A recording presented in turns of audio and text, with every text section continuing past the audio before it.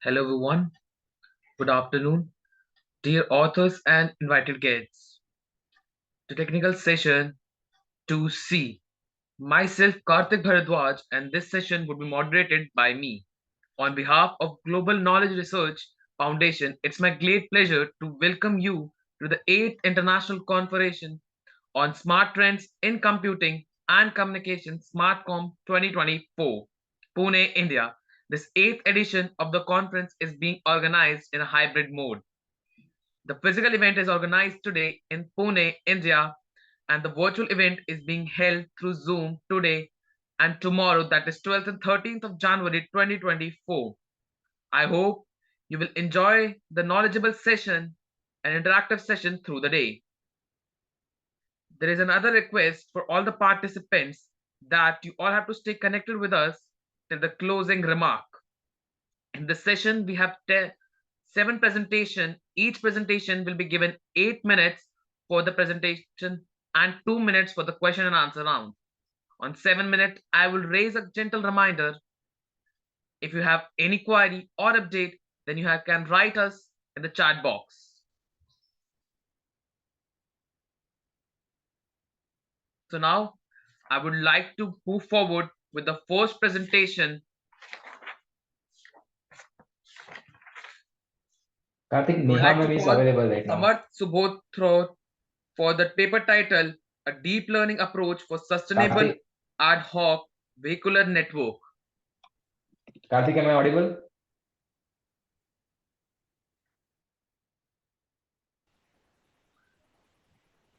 Good morning, everyone. So before starting with the session, I would like to introduce you with the session chair, Dr. Neha Tiwari, Associate Professor, Department of CS and IT, IAS, deemed to be University, Jaipur, India. Dr. Neha Tiwari is working as an Associate Professor and Additional Head in the Department of Computer Science and IT at IIS, deemed to be University. She holds a doctorate in computer science along with BSc, PGDMA, PGDCA, MSc, CS, MCA, and MPhil CS degree. She is a research supervisor with an experience of more than 16 years and has also supervised students in a variety of projects. Her research domain include networking, machine learning, blockchain, database, software engineering, and cloud computing. Ma'am.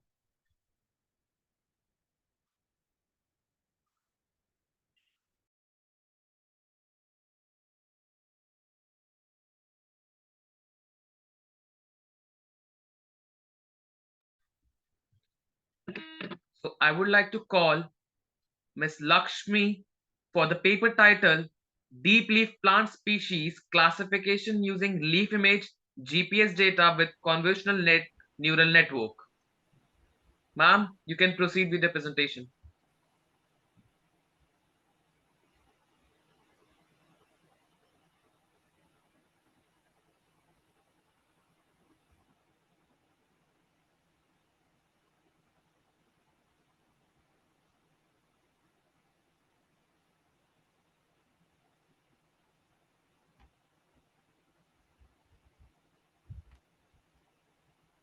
Ma'am, you are not audible.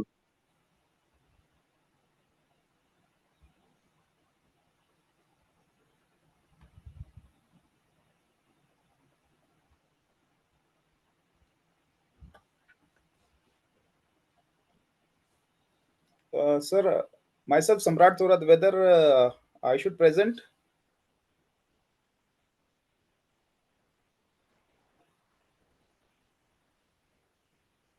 Yes, sir, you can present. Please go ahead. But the sharing screen is disabled, sir. Try it now, sir. Okay.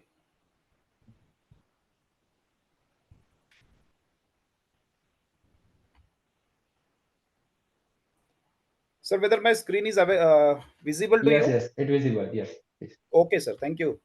Okay. Yes, the topic is deep learning approach for a sustainable ad hoc vehicular network. Now, with the advent of driverless car and the Google car, there may be some intruder who is trying to get your private data.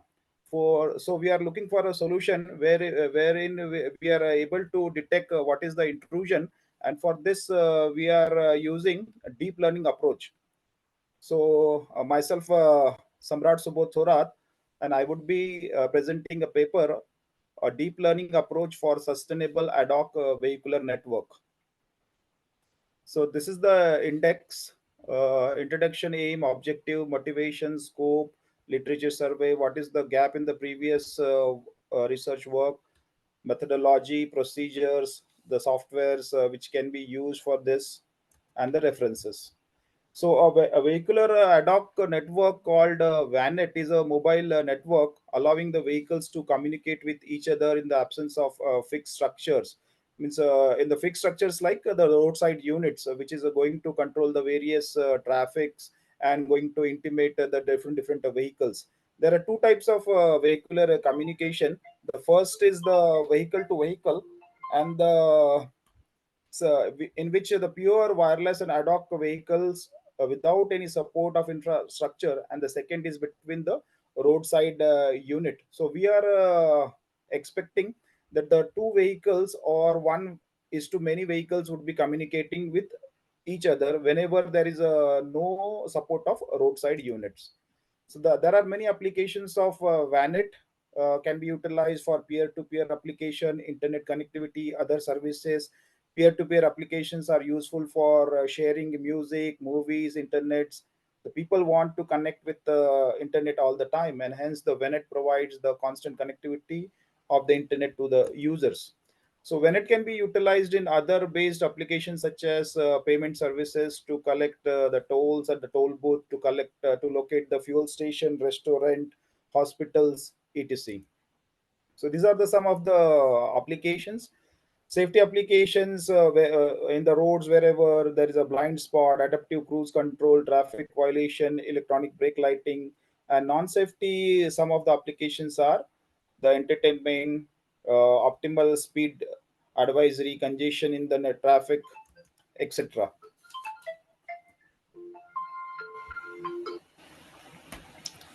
So these are the some of the applications, and this is the VANET environment. The security of the VANET is a most critical issue because the information is propagated in open access environment, and VANETs are exposed to the various threats and attack. It is necessary that all the data which is transmitted should not be changed to the attacker, so that the ultimate goal of the work towards the VANET is to provide road safety information among the nodes, and hence frequent exchange of such type of data on the network clearly signifies the role of the security.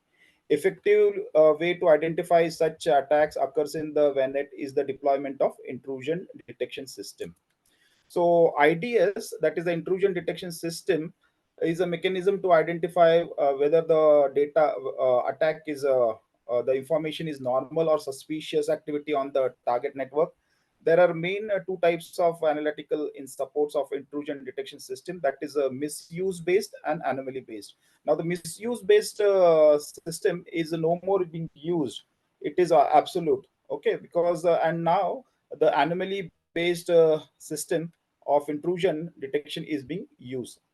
There are many types of attacks in VANET, such as DOS, that is a denial of services, then DDoS, that is a distributed denial of services attack, Sibyl attack, timing attack, etc. So what are the different attack, the vulnerability, and this is the chart showing that. So the main types are the Sibyl, the denial of services, man in the middle attack, malicious code, replay attack. Now, why deep learning? There are conventional machine learning algorithms are already being used for IDS, but why we are going for a deep learning approach? The advantage with the deep learning is to detect such type of attack in a machine learning algorithm is difficult to train and set due to the vast and the complex input features required for the training. Deep learning algorithms have significant attention and have been widely used in the various fields to improve the performance of the previous methods. Deep learning based methods can automatically extract and select features using raw data. For the proposed intrusion detection system in VANET to detect intrusion, deep learning algorithm being used. It is an effective methods of solving the problems from neural network with deep layers such as low velocity and overfitting phenomena, which occurs whenever the data is too vast. Such type of overfitting phenomena occurs. Thus, a faithful communication without any malicious attack is possible using a deep learning. So the aim of the paper is to go for a deep learning algorithm to detect a malicious attack in VANET environment for safeguard of the precious life as well as money from the attackers or the intruders. This was the objectives.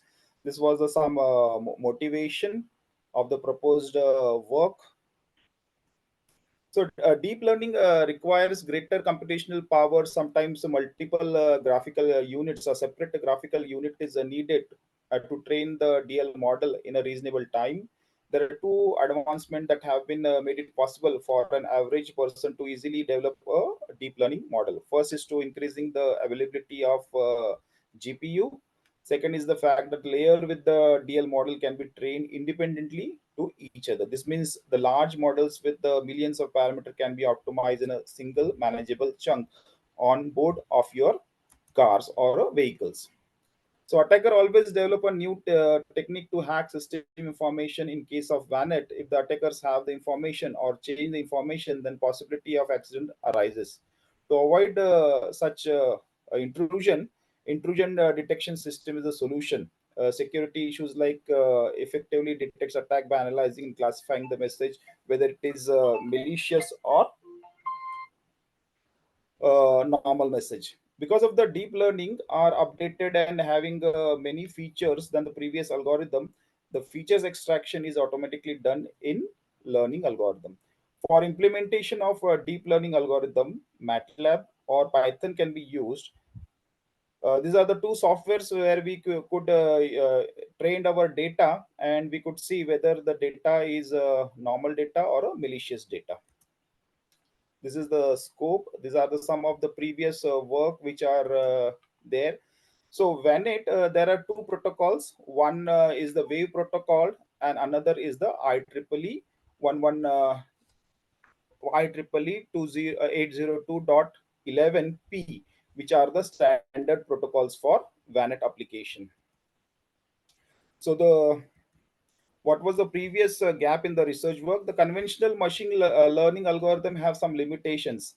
If unknown attacks are present in the database, then it is not able to get whether the data is a malicious one or the normal one. If the traffic increases, latency is going on to increase the efficiency and decreases if the conventional machine Sorry to learning interrupt, algorithms sir. are used. You have Hello. 1 minute left to conclude. Yes, sir, yes, yes. So analysis show that the machine learning algorithms are taking longer time for testing data. So instead of conventional machine learning, we have gone for deep learning algorithm. The advantage of deep learning algorithm is that the feature is extraction, and it is simultaneously learning. There is no separate feature extraction. So that the step has been avoided, or that has been reduced in if you are going for a deep learning rather than a conventional machine learning algorithm like SVM. So the data sets like KDD is available. Then the data set like this is the proposed system wherein you are going to process the data, then you are going to extract the features, then you are going to apply the model like LSTM or the conventional model like convolutional neural network, and you would be predicting whether the data is normal data or a malicious data. So uh, so for example, now this KDD 99 has 41 features. So if you are going to go for this conventional machine learning algorithm, you have to extract this features, and to calculate such a huge database. It is cumbersome and time consuming. Therefore, deep learning is certainly going to help us. The LSTM. So this is the methodology. Another data set is CICIDS 2017. Uh, so the data we are supposed to pre-processed the data the data which is likely to have the problems like overfitting, underfitting. So therefore, cleaning and processing of data before putting it into the model is utmost necessary.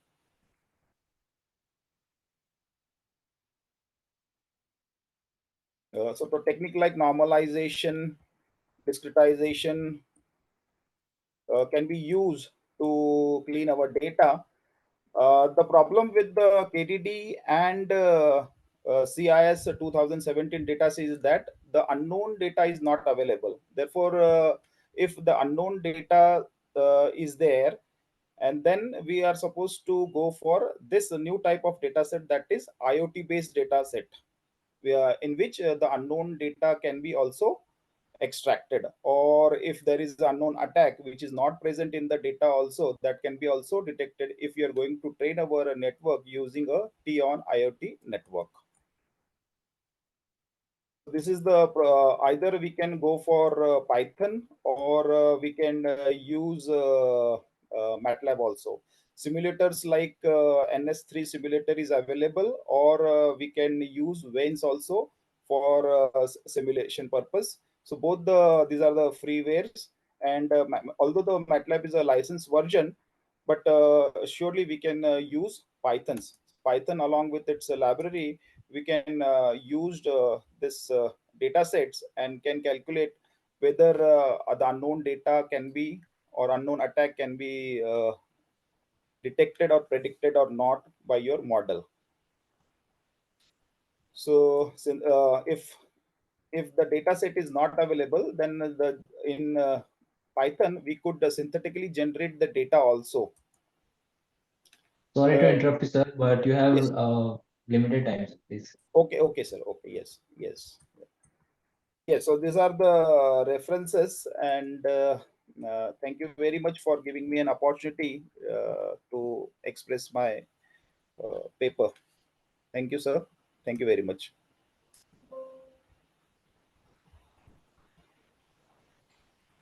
Thank you, sir. Ma'am, Any do we have questions, any ma'am? question?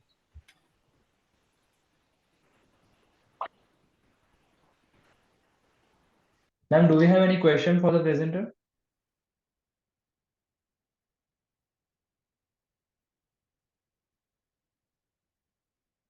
Okay, Karthik, please go ahead.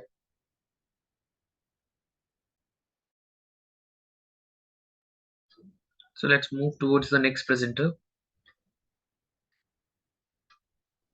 So now I would like to call Lakshmi S for the paper titled Deep Leaf Plant Species Classification Using Leaf Image and GPS Data with Convolution Neural Network. Ma'am, Good you can morning, sir. proceed with the Am I presentation. okay? Good morning, sir. Am I audible? Yes, ma'am, you are audible. Okay. Since I'm having some internet connectivity issues, like I will screen share it on another device and I'll talk in another device. Is it okay? Yes, ma'am. Okay. Thank you.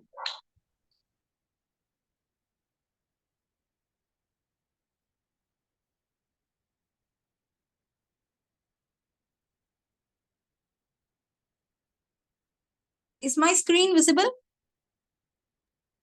Yes, ma'am, your screen is visible. Okay. So a very good morning to one and all gathered here. So the project name is Deep Leaf Plant Species Classification Using Leaf Images and Deep GPS Data with Convolution Neural Network. And let me give you an introduction of that. First, what we are doing is we will take the image of a leaf and we are concatenating that with the GPS data for further accuracy and proper identification of that. We are making use of artificial intelligence, that is convolution neural network. And this pioneering approach, it advances the realm of image recognition. It not only harnesses the geospatial information, or it also bridges the gap between the data that you visualize and the location-based insights. So the objective is to classify the plant species properly and accurately, and we are integrating the data with the GPS. I mean, like the image data with the GPS data. And the reason why we are doing this is for biodiversity conservation, because you see many news channels, they say the plant species or the animal species is going extinct. So in order to preserve them, you need to know which species are in the rare availability. For that, you need a data set with the what do you call, the leaf image and its corresponding names, because even if you go search in Google, they don't have the accurate label for the particular leaf type. So you need some data set where you can have where you can have the collection of all the data in that. So we are developing a user-friendly interface, that is a web-based application, so that you can once you click on the leaf data, you can identify what type of leaf it is. And it is completely scalable, and its ability to generalize to various ecosystems and geographic regions, it makes it a versatile resource for different applications. And the methodology is that we make use of convolution neural network.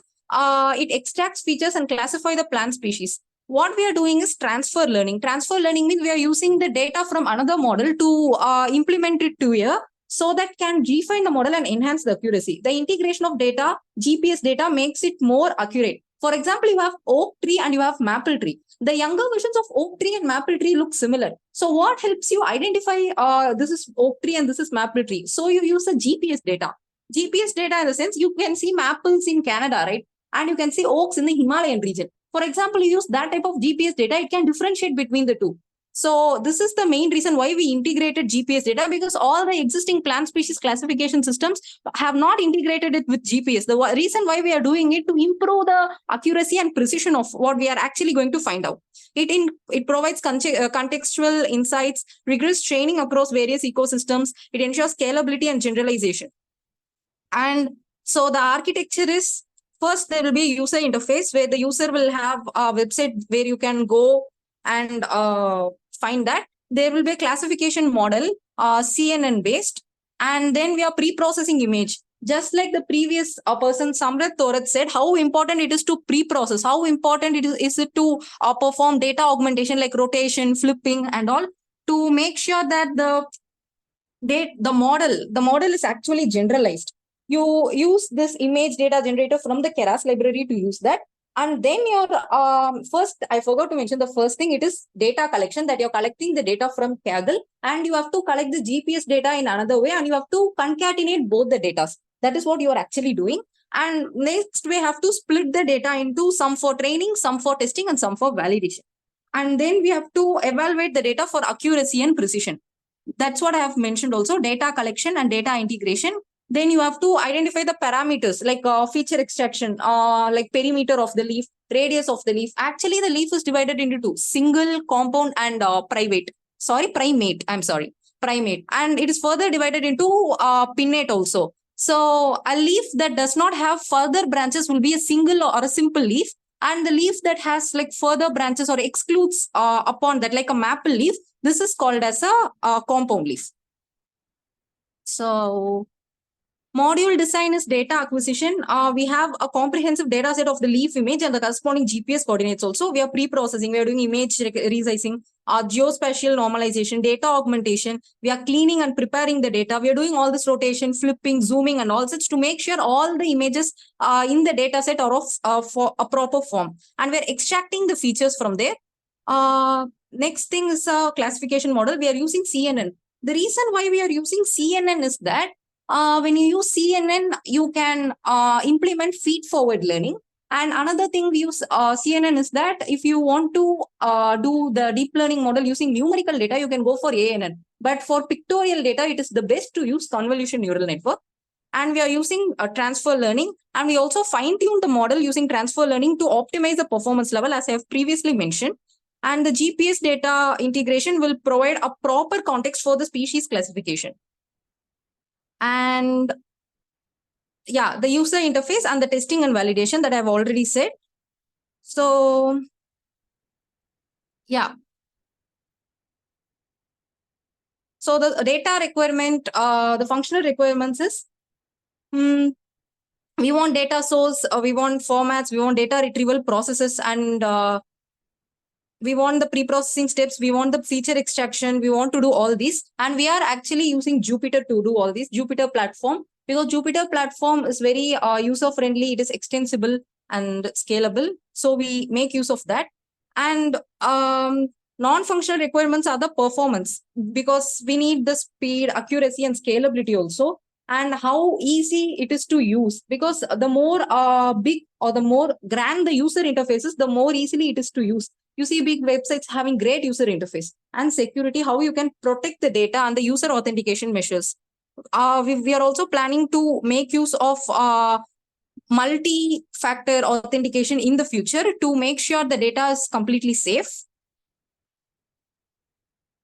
And we have got references from these things. Plant species identification from leaf images using deep learning models from J. Banzi and T. Abayo. And another one is deep learning for plant species classification survey.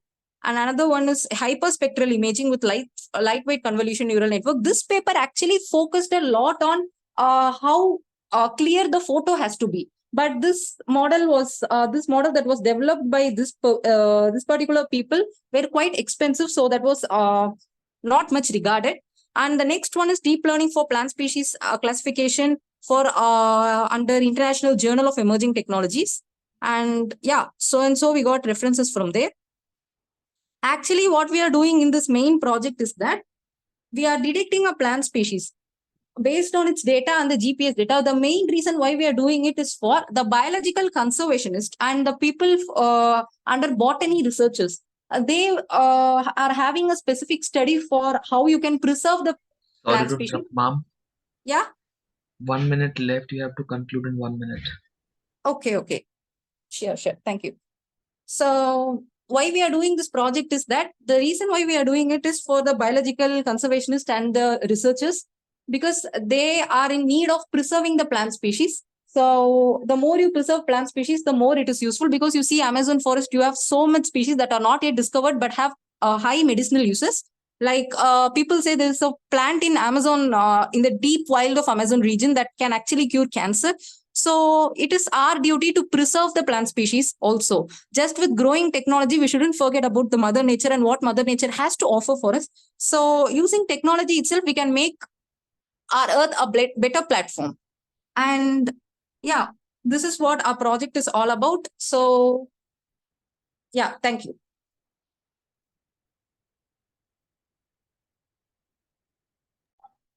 Ma'am, any questions?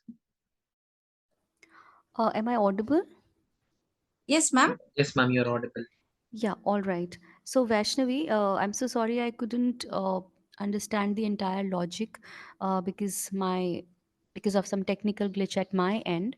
I could hear in the end that in references you mentioned somewhere that since the costing was very high, the model couldn't become popular enough or was not accepted at that level. So, what do Ma'am, you that is think? What? Yes. Yes, ma'am. Yes, ma'am. That is for the references that was developed by, in Yes. reference 3, there is a project that was developed by Havling Men and Chin Su Yeah. Lee. Actually, their Yes. project is pretty good, but the mistake that we saw is that is hyperspectral imaging. You definitely need a good camera, but you don't need a perfect high edge camera, right? So that will definitely cost much. How much you get for that cost should be calculated while doing a project. So, don't you think that, clarity of images, because there are many species, even if we consider a neem plant, and there is one more plant which is very, very similar to it.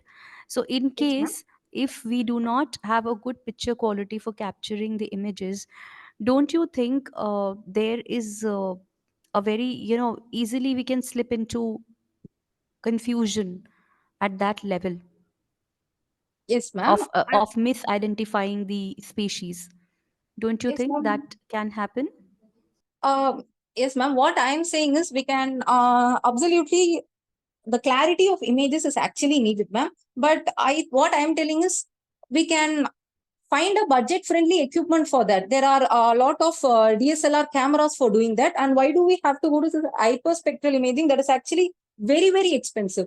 I think if they are providing a picture quality of 100% with budget friendly opportunities, we can provide it for 90%. The amount of So, cost that, what is like? How did you make your own database? Are you using already existing, pre-existing images for your work? actually we used Kaggle. data set. We imported Yeah. the data set from Kaggle, and for GPS, we imported another data for GPS data, and with that we concatenated both. Okay, so your work is a part of the presentation, is a part of some kind of research project work which you've taken? No, it is a part of the project that we did. Has it been completed or you've just started with it? Like we are on the way. We have just started. We have not completed that. Okay, you just started. You've just started. So I think you must focus on the different, uh, algorithms which you're taking up for your work. The concept that you're taking up for your work. I would suggest you to explore more into it, because there are certain, aspects which you are missing on the uh, review of literature review level. So I Oh, would simply suggest you to, take it up more in more detail along with your teammates. yes, ma'am. Thank you. Definitely. Yeah. Definitely. Thank you so much, ma'am. Okay.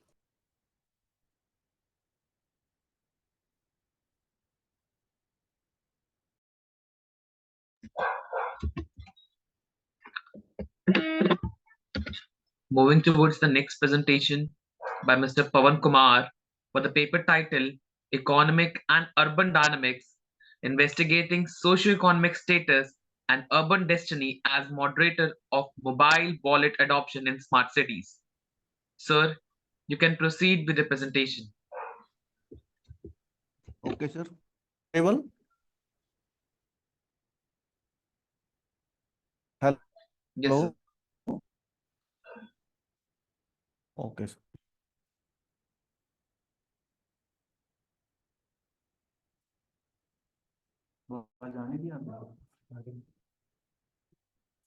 ये लग रहा है ना।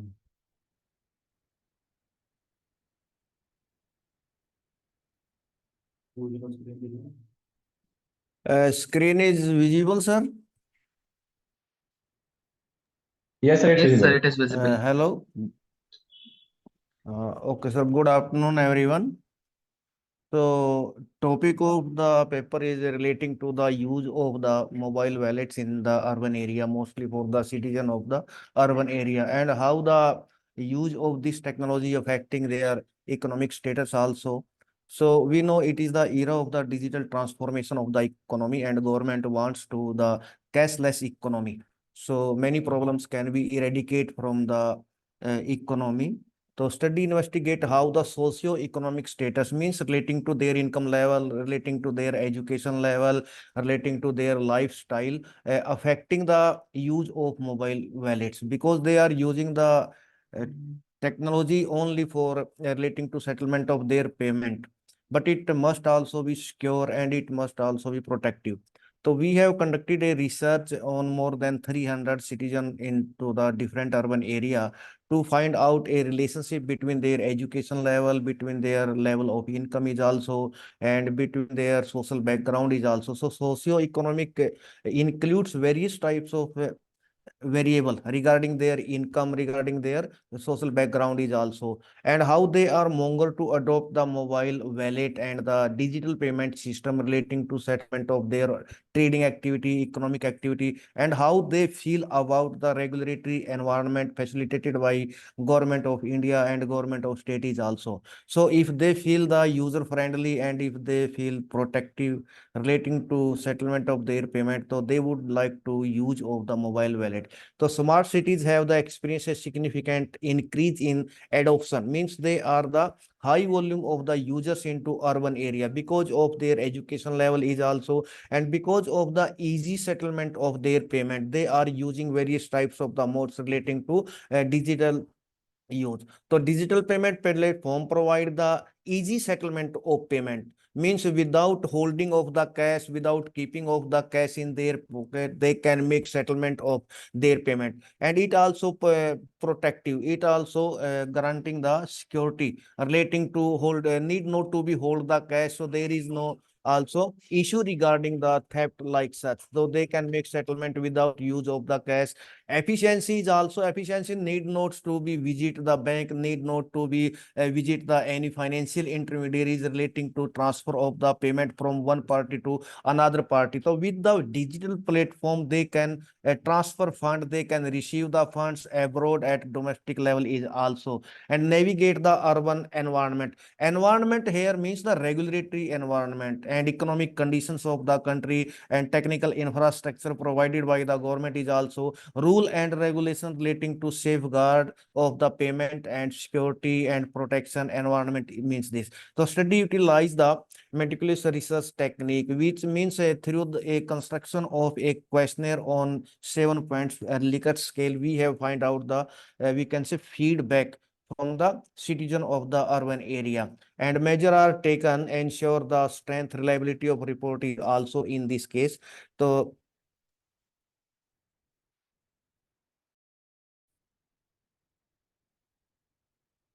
1 minute, sir.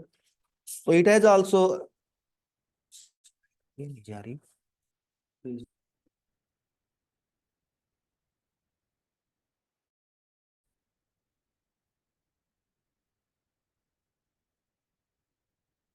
so rapid, why the need and what is the necessity of the this research? Because of the rapid urbanization, mobility of the populations from rural area towards the urbanization is also. So life is not easy in the urban area. So due to the digital transformation, digital infrastructure good, now the mobile wallet use of the technology can make their life is very easy and their lifestyle can also be transformed. So technological developments changing the overall globe and country, not only country. So smart city use the technology relating to promotion of their economic growth for the wealth, for the well-being is also the promotion of innovation. So at last, quality of life can also become very good and easy, we can say, through settlement of payment with security, with protection. Wallet solutions moving smart city transactions and service forward and enhance the technology is also. So because of such types of platforms, they are also enhancing the use of information technology among the people. So this research mostly examines the relationship between the use of mobile wallet, why they are preferring and why they are using the mobile wallet, relating to so socio-economic characteristics such like age, such like the we can say level of income, whether they are employed, whether they are the businessmen, whether they are traders, their social background is so their preferences and priorities are studied out with the help of this research through the questionnaire. So financial inclusion is also very important aspect at present time, and digital transformation also boost and also promoting the inclusion of the financial activities among the people. With the use of the mobile wallet, we can also observe and the street vendors are also using, even the auto driver is also using. So inclusion of finance means financial inclusion among each and every citizen, need not to be highly educated, need not to be belongs to a rich group of the society, and need not to be they are from the elite class. So financial inclusion in the urban area is also facilitated by the financial technology through use of the digital platform by the people, we can say. And cash free digital payment, we can say, without using of the money is also part of this overall research. Wealth differences means wealth may be different. There is not only for a elite class, this is not only for a middle class, even the rich people, even also the poorer, they are also using. So technology is for each and everyone. Besides they are belongs to different culture, besides they are belongs to different we can say area is also the complex Sorry to linkage interrupt, between. sir. You have 1 minute left to conclude. Okay, sir. So research methodology is also using in this case means a primary data collected from the citizen of the urban area, and 350 sample size keeping in this research. We have also used the structural equation model relating to find out the relationship between the different variables, how the socio-economic we can say variables affecting the use of the mobile wallet. Socio-economic means various types of the variable like according to we can say status of the citizen. Regulatory environment is also very important variable in this case. Regulatory environment means rule and regulations and conditions of the city is also financial we can say technology platform infrastructure of the IT we can say into the smart city into the we can say urban area is also. So various types of the features are included into this, and major implication of this research is to find out the financial inclusion. Financial inclusion means each and every now is able to use the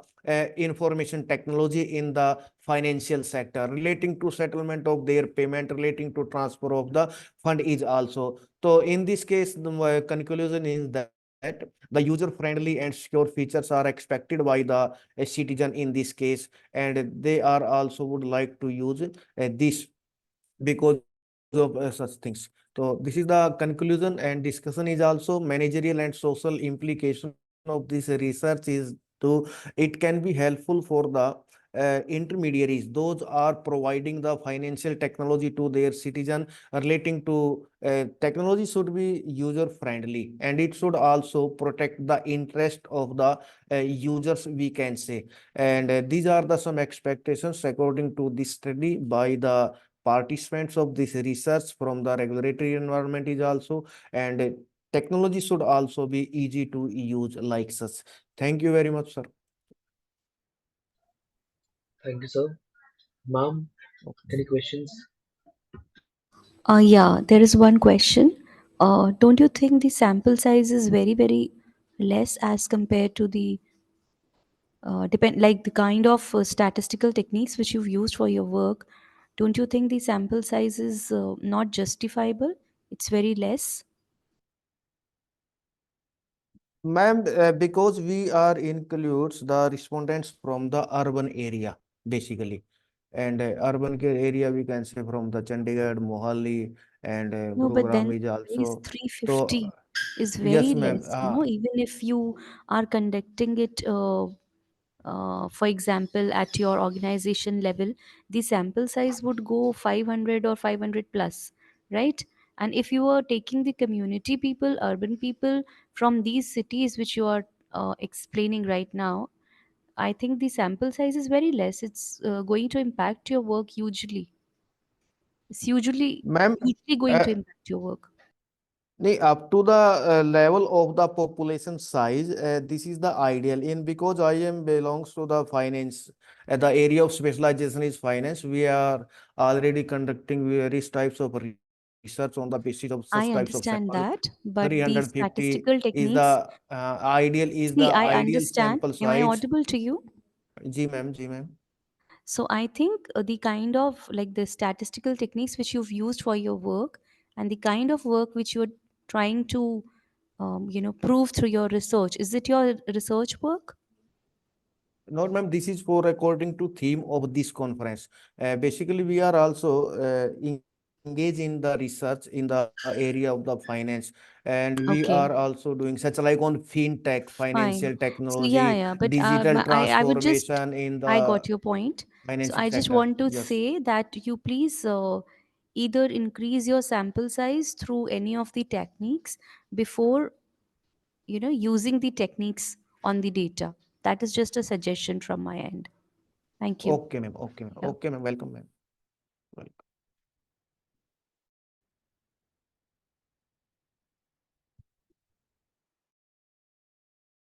We can move to the next presentation, please.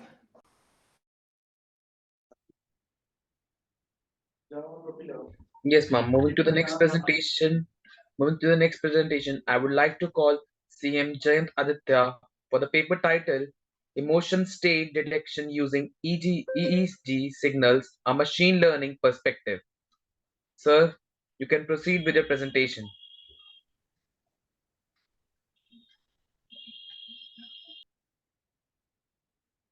So, good afternoon, everyone, and thank you for being here today.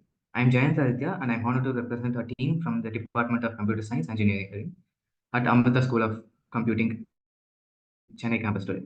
Today, I'm excited to present a paper with the title Emotion State Detection Using EEG Signals, a Machine Learning Perspective. Before I delve into our research, I would like to acknowledge my co-authors S. Hashita, G. Geetika Naidu, T. Bashpika, V.S. Manikumar, and our guides Muthulashmi M. EEG signals or electrophalanxography stands out as a non-invasive technique that captures the brain's electrical activity in real time, making them valuable for studying emotional responses. EEG's value in studying emotional responses lies in this objectivity, providing researchers with a quantifiable and unbiased measure. Unlike subjective self-prompting, EEG offers an empirical basis for emotional studies. The incorporation of machine learning techniques into EEG emotion detection has facilitated the automatic and real-time classification of emotion states, offering heightened precision and efficiency. So EEG signals, when synergized with advanced machine learning, represent an innovative approach for human emotion states, offering promising applications both healthcare and human-computer interaction. So coming in healthcare, pain assessment. So EEG signals can be harnessed to personalize pain assessment strategies by decoding neural patterns associated with pain. Healthcare professionals can tailor pain management approaches for individual patients and ensuring more effective and targeted intervention. Stress detection. So the integration of EEG and machine learning enables early and accurate detection of stress. This capability allows for proactive preventive care measures, as healthcare providers can identify stress markers in real time, leading to timely intervention and improved stress management strategies. Therapeutic aid. EEG signals provide a foundation of developed tailored therapeutic interventions based on real-time emotion states. By continuously monitoring EEG data, healthcare practitioners can adjust therapeutic approaches to align with patients' evolving emotional needs and enhancing the efficacy. On contribution to research, EEG, when combined with advanced machine learning algorithms, can offer unprecedented insights into the neural correlations of human behavior. Research can delve into intricacies of brain activity and shedding light on the underlying mechanisms. So, social interaction. Real-time assessment of emotional dynamics is in social interaction becomes possible through EEG-based analysis. These applications hold the potential to transform our understanding of interpersonal relationships by providing an objective data on emotional states. So EEG signals offer an objective lens to human cognitive and mental health, providing a direct means to explore and quantify neural activity. EEG signals also play a pivotal role in categorizing a spectrum of emotions, including surprise, fear, joy, sadness, anger, and disgust, contributing to the comprehensive understanding of emotional experiences. So deep learning techniques, particularly with architectures like RNN, recurrent neural networks, convolutional neural networks, enhance the precision of emotion categories by capturing both temporal dependencies and spatial patterns inherent in EEG signals. Valence dimensions within EEG offer an additional layer of insight, indicating whether specific emotional state lean towards positivity or negativity, thereby enriching the nuanced understanding of emotional experiences. Um, and the integration of EEG, emotional categorization, and advanced analysis, including deep learning and frequency domain techniques, collectively enriches our understanding on human emotions. So literature, we have total six papers in the literature survey, and the first paper is by Tanser. Uh, it achieved an impressive 99.82% accuracy in EEG based accuracy of Tanser. So it achieved an accuracy of 99.82% accuracy. EEG VM as their algorithm, and they demonstrated high precision in cognitive functional assessment. Second is by Lacan, employed SVM for EEG based emotion recognition, focusing on arousal and balance dimensions, and they got accuracy of about 67.4%. And then the third base Sharma utilized sliding mode single spectrum analysis for EEG composition and KN algorithm for emotion prediction. So this is a data set that we use. We are using a data set called deep data set. This is a pretty standard data set when it comes to emotional detection EEG signals. And so this data set consists of two parts. So it was this data set originally consisted of 120 minutes video extracts of volunteers based on arousal, valence, and dominance. We used the EEG signal data that is present in this deep data set. So there are there is many subdivisions we have made. So there is a from the data set we have mean, standard deviation, moments, maxima, minima, covariance data, and log transform, and then the Fourier transform which will be used mainly by us, and then architecture. So first is data collection and pre-processing. So EEG signal recording. This is where EEG data is collected from the user, typically using electrodes placed on scalp. And then data labeling, such as their eyes are closed. And then data pre-processing. The data is pre-processed to remove noise artifacts and baseline remove filtering noise reduction. And then feature extraction. Sliding, we use sliding time window approach. The data is divided into overlapping time windows and features are extracted from each window. This helps to capture temporal dynamics of the EEG signal. And then model development, that labels from the data pre-processing steps are converted into numerical categories, and then we have split into training and testing data, and then using LSTM architecture we are used to train the model with our data, and then the model deployment. So methodology. So REG signals are recorded with electrode sensors which are present in the scalp, which is used to represent the emotion states. So there are a total of 1,274 statistical features extracted from the EG data for analysis. So as I said, we are using sliding time window for this EG rays. And then features include standard deviation, Q, kurtosis, and more. We also use pre-processing techniques to remove data noise, to remove noise reduction and correction. And then we use fast Fourier transform to extract special spectral features, and then we will be converting into categorical encoding for getting neutral, positive, and negative states. And then we used long LSTM for architecture, and the model is evaluated using many properties. So this is our output. So in the first diagram, this that is actually our data set. So it contains all the data set features like mean, FFT, and then this contains about 2,174 features. And then the figure 2, we are displaying, it is a Sorry to visualization interrupt, of a sir. You have yes. left 1 minute to conclude. Yeah, okay, we've finished it. And then this is our fast Fourier transform, visualization of a fast Fourier transform. And then we have converted into, in the figure 3, this is a categorical representation of our data set. And then we have implemented LSTM in the figure 4. So this is the results. We have an accuracy of about 95% on the training set and the 90% on the validation set after 150 epoch. So uh, this is we got a pretty consistent result and impressive result. So we used a 3D VAD model which balance arousal and uh, density model. So the recommendation, so in conclusion, project objective scope. The project aimed to advance emotional states, specifically focusing on balance, arousal, and stress management as fundamental components of humans. And we achieved an outstanding performance of about 92% in distribution between high and low valence as arousal states. So, and then the models proficiently extends beyond our academic research and presenting on applications in human computer interaction, virtual reality, and many more things. And then potential for a technological impact. This can be also used for human computer interaction, contributing to the development of emotional intelligence systems such as technology. So these are the references that we have used. Thank you. Ma'am, do you have any questions? Yeah, I just want to know about some limitations of your work. Limitations when it comes now what we have done is for like already have the data set, and then we have made our model based on it. So when it comes to real-time data, we have to make some modifications on our model to support real-time data and give real-time results. And then there might be some variability in subject, so we have to take account for that too.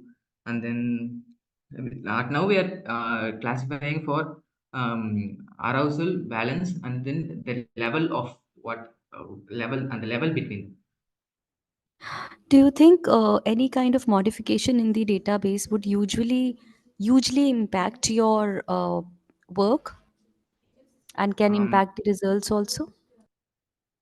Modification when it comes to EEG, I don't think like as we are directly measuring our brain signal data, I don't think there can be any modifications as Let's say, like if you talk about the facial expressions, many people, they have something else going on in their mind and they are reflecting something else on their face.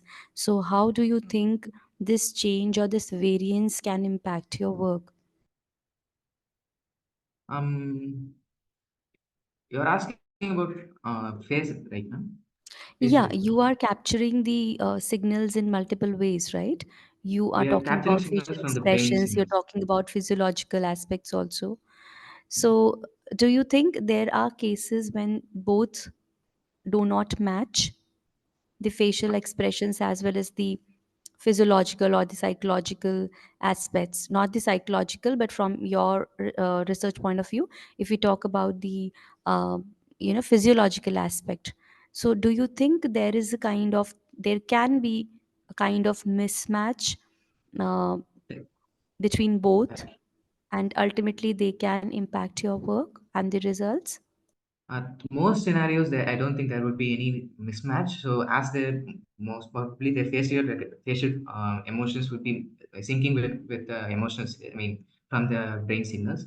Maybe there might be some scenarios where the patient may be like changing their facial scenarios. That in that cases, we will be using the emotions. I mean, the EEG signals as a primary source. So, Okay, thank you. Yeah. thank you.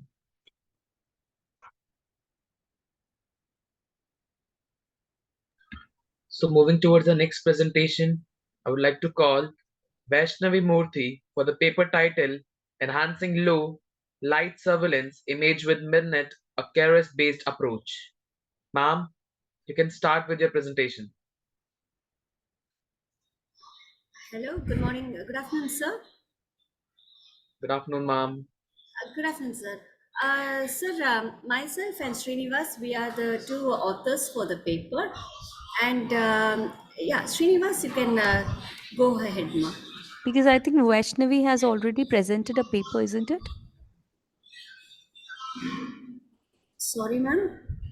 Uh, there was a paper of Vaishnavi earlier also, if I'm not No, wrong. ma'am, this is my, I think it can be another Vaishnavi because Okay, this is the only all paper right. I have submitted for the conference. All right. Yeah. Yes. Srinivas, you can go ahead, ma.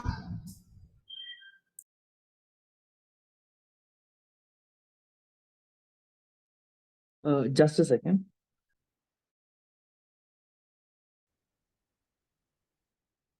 Warm greetings to everyone at SMARTCOM 2024. And I'm Srinivas. And along with me, I have Dr. Vaishnavi Murthy from School of Computing, SRM IST Institute of Science and Technology, Chennai. We are here to present our work on titled Enhancing Low Light Surveillance Images with Mirnet, a Keras-based approach. For reference, our paper ID is 331. So the beginning of the proposed work, it all began when we had a in-house project proposal for developing a surveillance bot, which was mobile, which was also part of a swarm network with edge computing as its novelty, which had lightweight computing as well as efficient with accuracy. So though the hardware aspects of the project can be easily achieved through mechanical engineering and other prospects, software engineering and the software aspect of the project was something which was a really good approach for us to stand out of the crowd. So the needs and benefits of the proposed system was to excellent surveillance, provide high quality surveillance and image analytics, balance achieved in precision and context with respect to accuracy, which also has a great impact on restoring in quality of low quality images, as well as enhances visibility in low light conditions. The the principles we had in our approach was with a multi-scale residual block, a parallel multi-resolution convolution streams, and advanced attention mechanisms, which we'll talk about in detail. The highlights of our Mirnet V2 enhanced model, which we worked on the core, based on the core Mirnet model, was with context-rich enhancement, effective in surveillance. This was tailor-made for surveillance aspect, especially, and with spatial accuracy for 3D images and nightlight images. It also preserves detail comparing in the below example, we have a sample image of our university building in SRMIST campus. This was the left part of the image was taken in low light conditions, and the right part of the image is the processed image from our model. MirNet v2. So the architectural overview of the proposed idea is we have a multi-scale residual block in the input layer itself so that there is no loss in quality and the same quality is pushed over to the parallel resolution convolution streams. Here, each image is pixelated into 1000 bits. That means if you have a 1920 by 1080 image, it is basically multiplied by 1000 times and we get 1000 pixelated bits. And then that is gone through something called as GAP, which is state-of-the-art average pooling method called as global average pooling. This is mainly used to average all the pixelated values and send it to a softmax layer. And then we have advanced attention mechanisms to restore the original quality on top of the enhanced image and give the final output. This whole process we club together is called as selective kernel fusion based on the Keras core MirNet model. So this is where our proposed work and our novelty comes with the enhanced Keras MirNet model.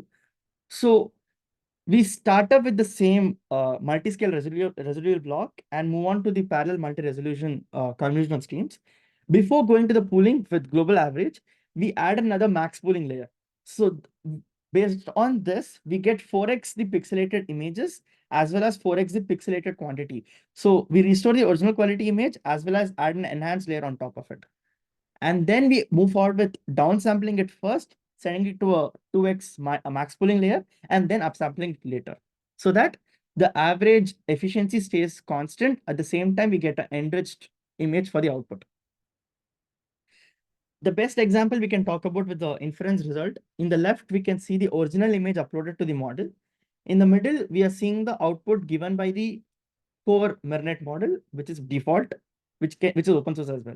And in the right, in the extreme right, we have MirNet Enhance, which is our model, which is a novelty, where we have 54%, approximately 54% enhanced compared to the core MirNet model. So talking about the intermediate results and discussion. So validation metrics loss, we have gone with MAE instead of MSE because this is an image training model. MAE gives precision far more better compared to MSE. And our PSNR in our, that is peak signal to noise ratio has been 67.78%, which is among the state-of-the-art model right now. We'll talk about it again and further in detail. And our loss has been 0.1% with just over 50 epochs.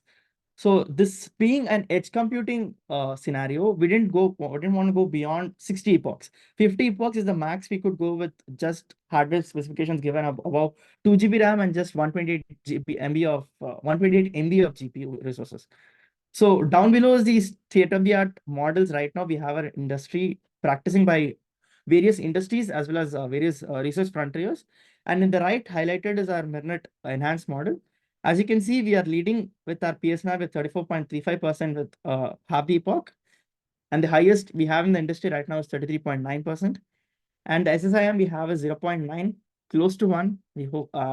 And the SSIM we have in LPKPN, that's the industry standard right now, as of 2023 is 0.92. So we are leading in all frontiers. So we had a lot of hindrances to the process. So mainly we had problem with model training. So model training was, though, as I said earlier, it was an edge computing scenario. We didn't have all the computing resources in the world in our approach, in our foothold for modeling. So we had to work with an NVIDIA Jetson, just 2 GB RAM and 128 MB of video memory. And the need for a diverse data set. We worked with a data set of 85 GB, which had 80% colored images and 20% black and white images. But this had a problem with, we had problems facing with various skin tone colors, various lighting conditions, various apertures, various focal length.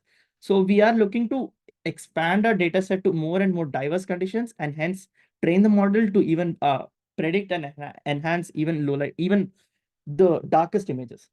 And the next part where we are working towards right now is through video upscaling. If though image scaling is, can say, is in the state-of-the-art model right now, video upscaling will have a bigger impact in the society for before surveillance or even for research frontiers. So the approach we have right now is moving back to the architecture diagram again. So we are taking individual bits of the images, individual frames, stitching it together, and then giving the final output for the video upstream. And the references, we are starting off with our previous work we co-authored in IEEE Connect 2023, where we worked on analysis of localization algorithms and terrestrial surveillance bots. The model was primarily based on. Sorry to interrupt, sir. You have 1 minute. Kindly Sure, thank you. conclude. Yeah. So the model was primarily based on YOLO v5, and we had promising results, and now we have better results in our foothold right now. Moving on, we had with various bitwise factorization methods, and primarily all of the work we came through was in RNN and CNNs.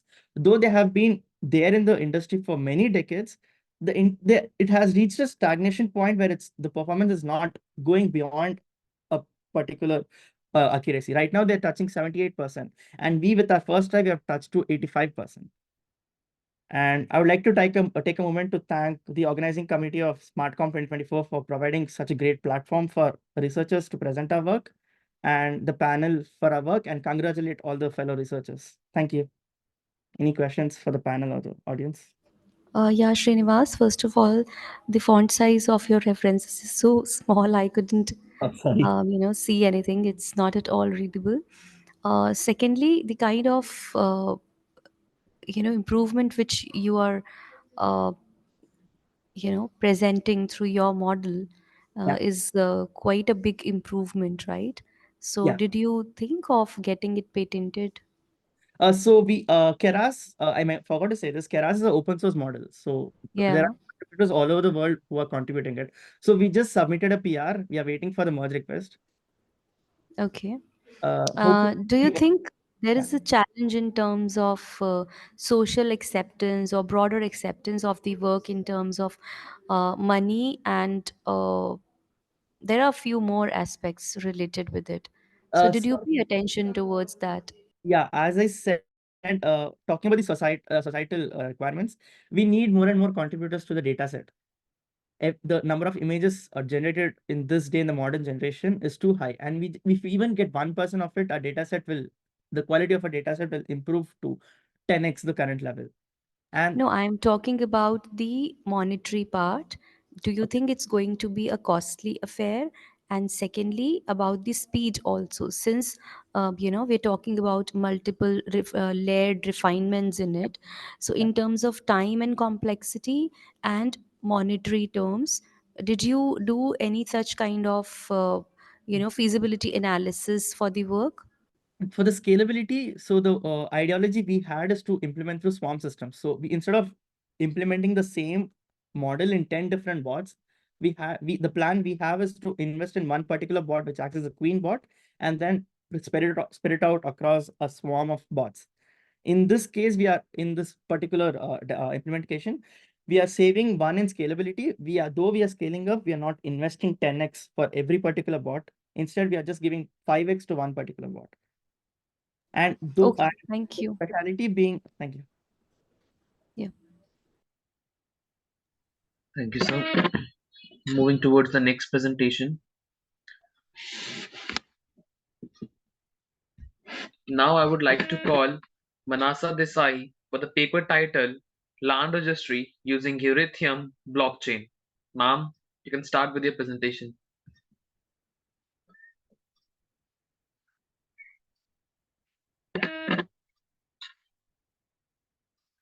I think so. She's not being here.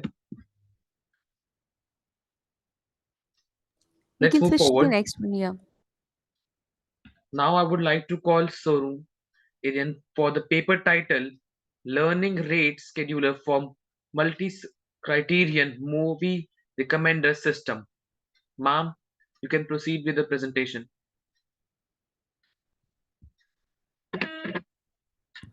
Okay. Uh, Good afternoon, everyone. My screen is visible to you, Yes, ma'am, your screen is visible.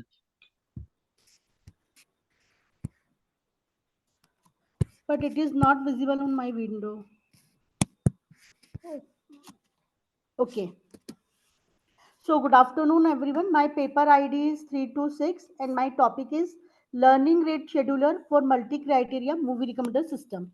And I am Sonu Aaron, and I have done this work with my guide Jitendra Agrawal, sir from SOIT RGPB Bhopal. Now, what is recommender system? The future generation of recommender system is expanding recommendation technique by including multi-criteria rating is a crucial concern due to increasing number of real-world application. Jagat's Guide, which evaluate restaurant on cuisine, decor, service criteria, is an example of multi-criteria rating system. Consumer electronics are rated according to a variety of characteristics on buy.com, such as battery life, display size, performance, and price. The story, action, directions, and visuals are criteria to rate movies on Yahoo Movies. So, in this research work, we would like to incorporate multiple ratings to evaluate our recommender system. Now, for this purpose, we are using cosine decay restart learning rate scheduler. And for the implementation of this work, we are using the NCF neural collaborative filtering and matrix factorization method for multi-criteria movie recommender system. For the experiment purpose, we are using the Yahoo multi-criteria movie database. Now, this is the simple architecture of neural network architecture. Uh, in the first layer we have input, in between we have hidden layers, and last layer is output layers. In our case we have multi ratings, multi criterias. So for this multi criterias we are producing the 5 output, y1 cap, y2 cap, up to y5 cap from our neural network. After this we pass this output to the loss function, and in this loss function we would like to optimize our weights so that our loss is minimized. Now, motivation for this work, given the training epochs number, nodes per layer number, and layer number, the model will learn. Most of the time, a high learning rate makes it possible for the model to learn more quickly, but at the expense of producing a final set of weights that is less than ideal. Although training can take a lot longer, a model with lower learning rate might be able to learn a more ideal or even globally optimal set of weights. As a result, neither a large nor a small learning rate should be used. However, the model must be set up so that on average, a good enough combination of weight is discovered to approximate the mapping issues such as represented by the training data set. Therefore, it is essential to determine the model's proper learning rate using the provided training data set. Varying the learning rate throughout the training process is an alternative to use a fixed learning rate or default learning rate. The learning rate scheduler describes how the learning rate changes over time, training epochs. Using the cosine function as the learning rate decay function is referred to as cosine decay. In actual applications, it has been demonstrated that the cosine function outperforms substitute like straightforward linear decay. Cosine decay and warm restart are the two components of the cosine decay warm restart learning schedule. Warm restart refers to periodically restart the learning rate, that is raising it again. So stochastic gradient descent with warm restart, abbreviate SGDR at time, is the combination of cosine decay with warm restart and stochastic gradient descent. When the model is trained and if it is in a steep through in search of more stable local minima, it jump from one local minimum to another. It is the restart phase of SGDR. This is the equation how we calculate the particular learning rate at the time t. Now, in this figure, cosine decay learning rate scheduler, the first figure shows you the default learning rate, and the remaining 5 figures show the different learning rate for different time period. So, in the first figure, we have the t0 equal to 50. In the first row, second column, we have the t0 equal to 50 and t multiplicity 1. Means at the every 50 equals our learning rate restart again. Now same in the last figure for this last sub figures from this grid, the last figure shows the t0 equal to 10 and t multiplicity equal to 2. Means our initial learning rate start with 10, and after in the new learning rate is calculated by doubling it, t multiplicity equal to 2. So initially it is 10, and 10 is multiplied by 2, so it is 20, and this 10 is added to 20, 30. So next learning rate start from 30 in this way. Now we I am using this NCF with multi-criteria rating process. In this, we are supplying the user as an input and movie as the input. And in this deep neural network architecture, first we embed the user and movie. But after embedding, we are using the user embedding MF and user embedding MLP. MF stands for multi matrix factorization and MLP stands for multi-layer perceptron. So after using this user embedding matrix factorization and MLP, we are simply flatten this both the matrix, and we calculate the dot product and their concatenation. And after applying different construct from deep neural network like dropout batch normalization, we are passing this to the new MF layers. In this new MF layers, the our generalized matrix factorization layer and MLP layers is combined. And as we already told you that we have the four ratings, so we have four different criteria. So for this four different criteria, we are producing four different output by using softmix function. And after comparing this output, predicted output with actual output, we are calculating the loss. And by adjusting this loss and by using learning rate scheduler, we can go for minimum loss. Now, this is the neural MF models. This is general framework. I am skipping this due to time constraint. Now, directly, I am okay. This is my general frameworks, and this is the experiment setup.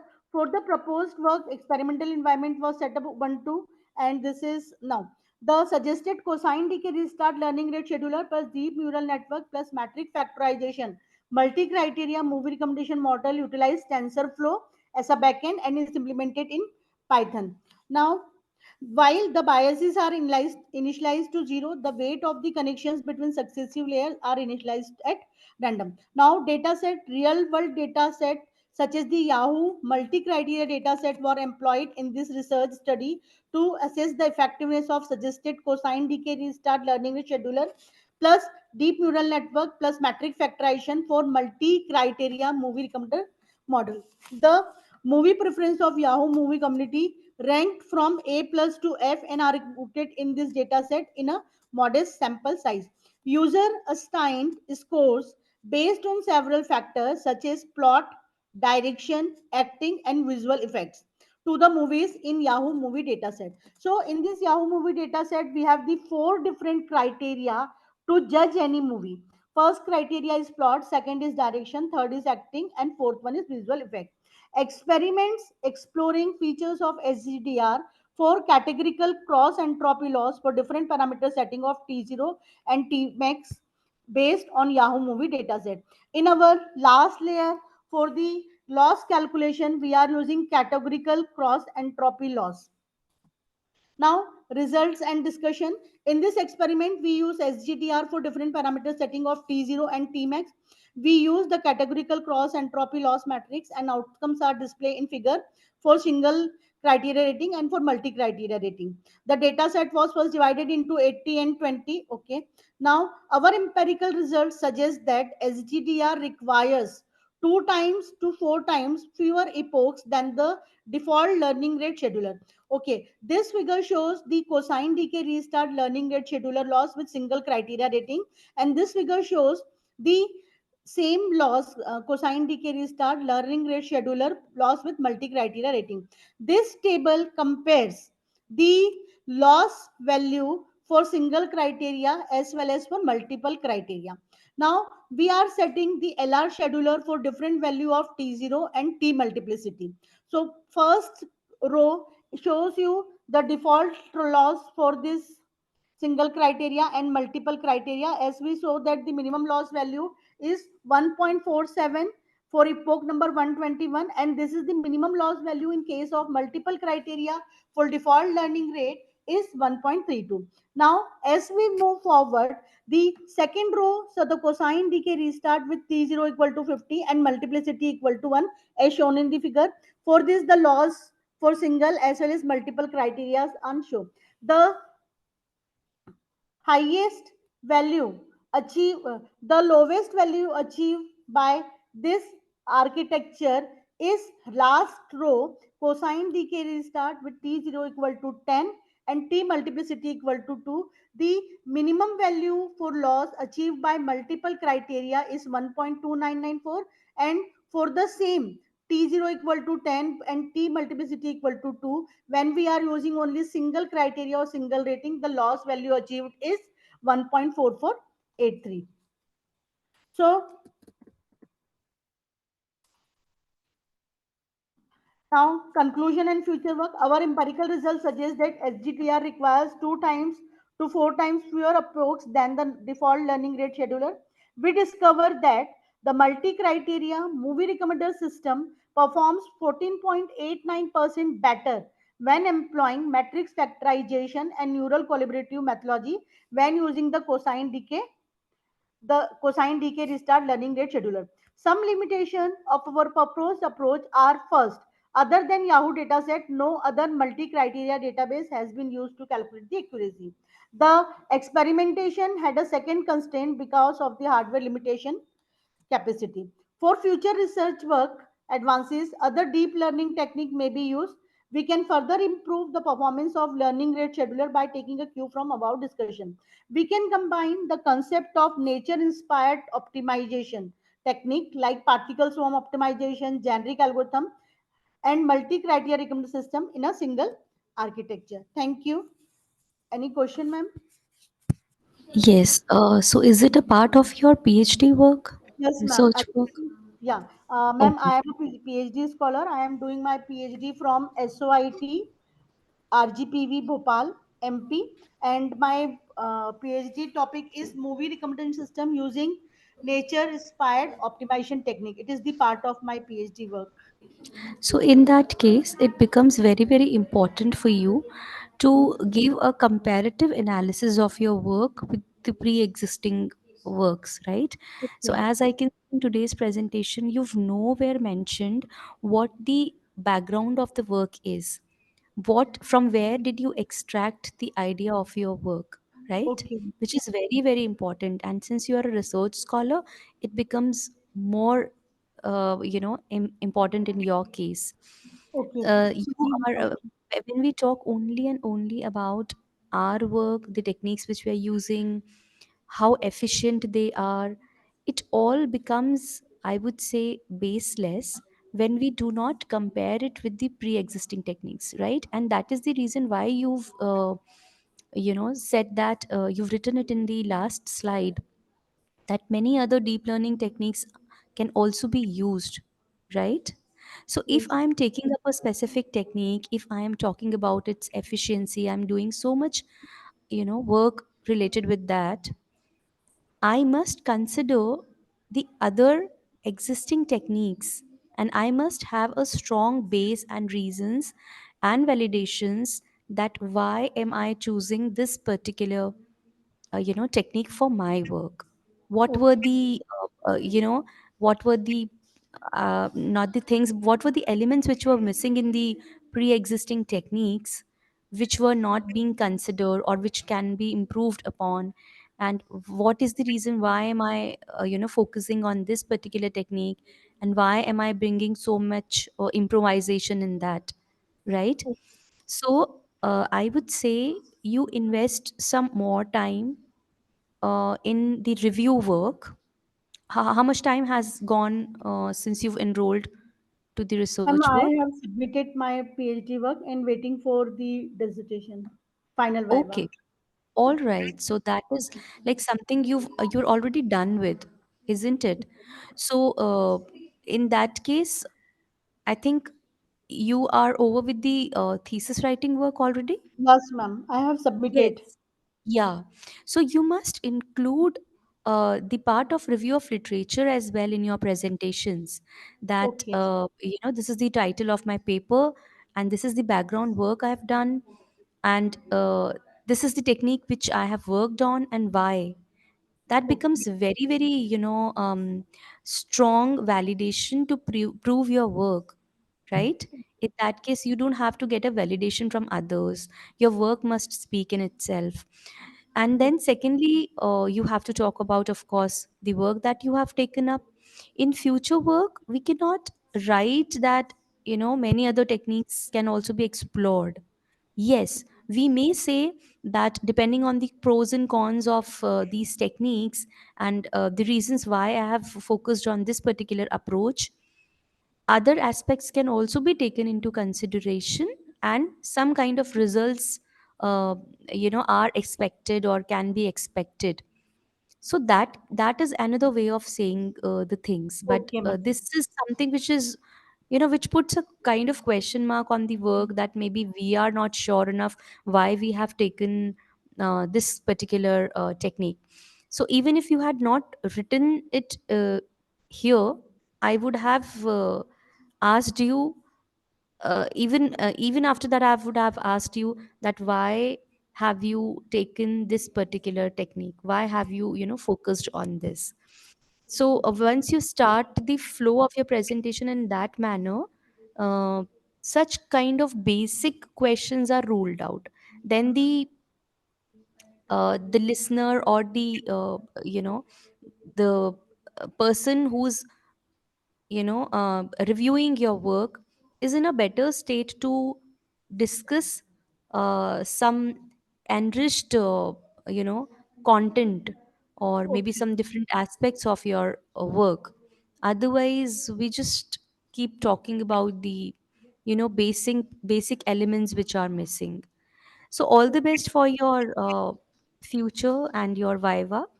I Thank you, hope ma'am. you will certainly include all these things in your presentation that time. Thank you so Okay. Thank much. you very much, ma'am. Thank you for your suggestion. Yeah. Okay. Thank you.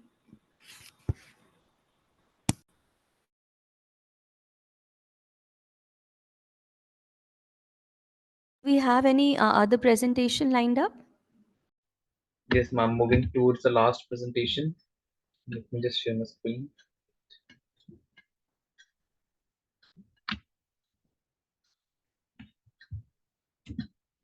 Now I would like to call Manasa S. Desai for the paper title Land Registry Using Ethereum Blockchain. Ma'am, you can proceed with the presentation.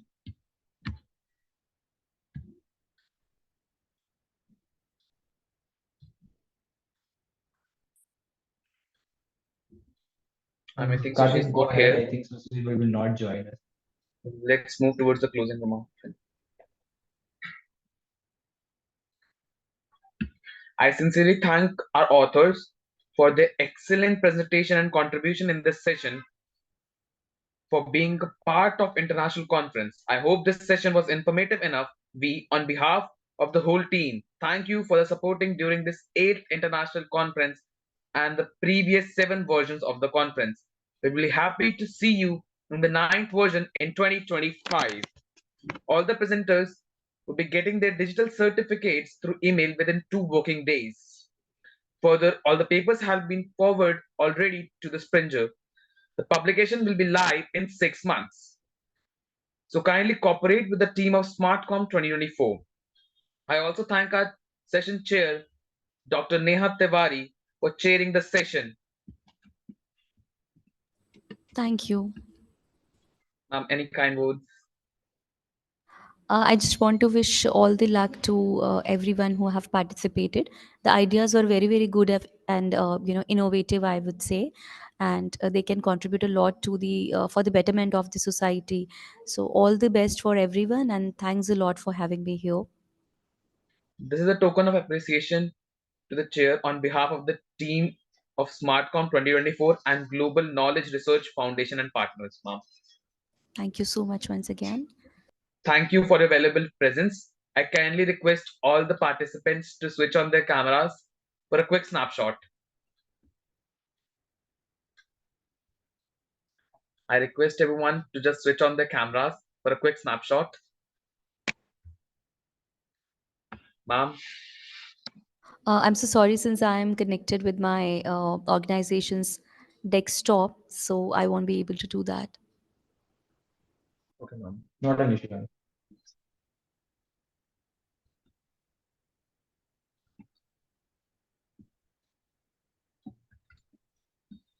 Thank you, everyone. Stay safe, Stay connected. Thank you. Thank you once again, ma'am. Thank you, everyone. Yeah. Thank you. Thank you, ma'am. Thank you, sir.